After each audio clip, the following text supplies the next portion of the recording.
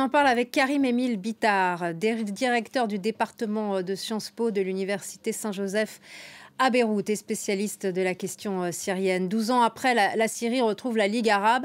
C'est une victoire diplomatique un peu inattendue pour Bachar el-Assad. Oui, c'est plus qu'une victoire diplomatique, c'est une véritable réhabilitation. Les opinions publiques arabes aujourd'hui, de l'océan Atlantique jusqu'au Golfe, regardent ce spectacle avec beaucoup de désenchantement. C'est un nouveau triomphe du cynisme et de la réelle politique. En même temps, ce n'est pas véritablement surprenant. Si Bachar el-Assad avait été exclu de la Ligue arabe il y a 10 ans, ce n'est pas en raison du fait qu'il rejetait la démocratie libérale ou qu'il violait les droits de l'homme, c'est parce que nous étions au cœur d'affrontements de guerre par procuration entre les pays de la région.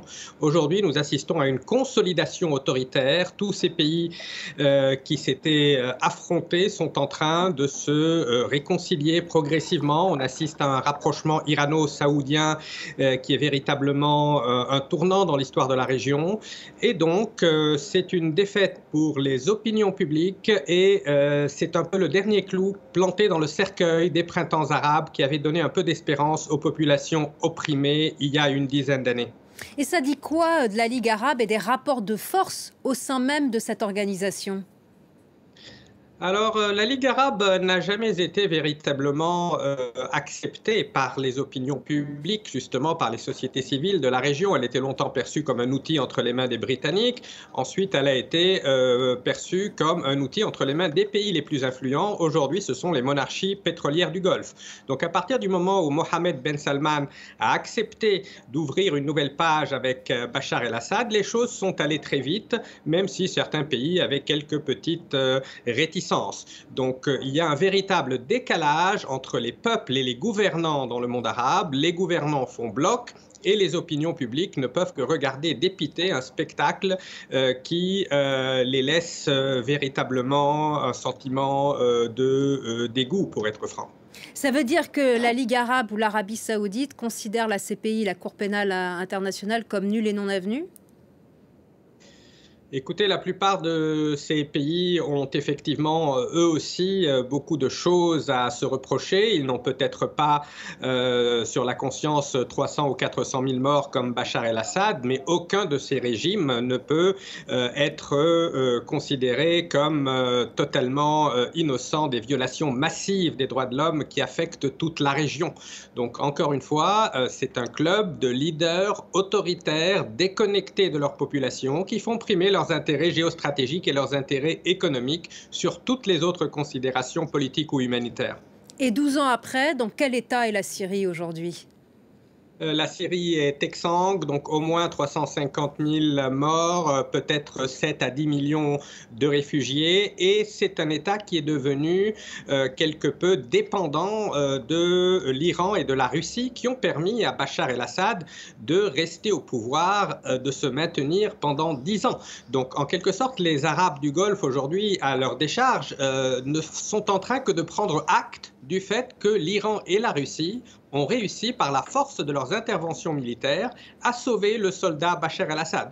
Donc il y a une dimension réelle politique qui est très prégnante. On essaie de s'accommoder, de prendre acte de cette réalité et d'éviter que l'Iran ne soit le seul interlocuteur de la Syrie. On essaie de ramener la Syrie dans le giron arabe sunnite, mais les expériences précédentes ont montré que cela n'a jamais amené la Syrie à couper ce cordon qui la relie à l'Iran depuis 40 ans. C'est une alliance stratégique qui ne va pas être remise en cause. Et quel est le jeu, d'autre part, du président turc Erdogan jusqu'à présent ?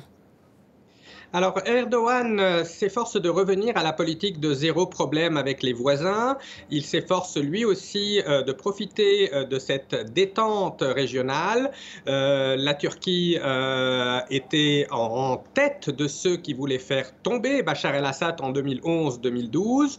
Aujourd'hui, si Bachar el-Assad s'engage à ne pas permettre à la communauté kurde au nord de la Syrie de provoquer la Turquie. M. Erdogan est tout à fait prêt, lui aussi, à se rabibocher avec les Syriens. Il s'est rapproché de la plupart des autres pays de la région. Donc, la tendance est à la désescalade. Cela pourrait permettre de mettre un terme à certains conflits, notamment au Yémen. Cela pourrait permettre au Liban de sortir de cette situation de polarisation intense. Mais cela n'est pas forcément une bonne nouvelle pour ceux qui aspiraient à une libéralisation et à une démocratisation dans les pays de la région. Les Kurdes, rappelons-le, qui ont été abandonnés par les Occidentaux et notamment par les Américains, justement. Du coup, la Syrie, elle est devenue le théâtre d'un conflit par procuration de différentes puissances étrangères.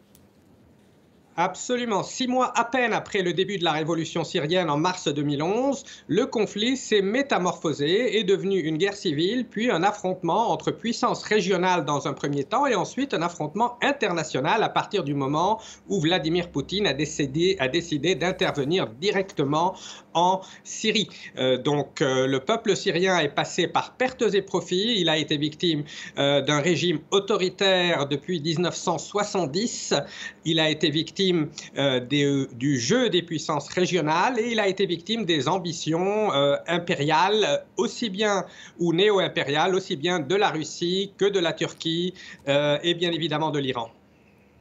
Rapidement, dans ce qui reste de l'opposition syrienne aujourd'hui, quelle est la place des islamistes ? Les islamistes avaient été massivement soutenus par certains pays comme la Turquie ou le Qatar, qui avaient un agenda très précis, celui de faire tomber Bachar el-Assad. Donc les courants idéologiques vont rester présents, mais leur capacité d'action sera probablement réduite car leurs sources de financement vont inévitablement se tarir. Merci beaucoup Karim Émile Bitar pour votre analyse avec nous sur France 24. Merci beaucoup d'avoir été avec nous.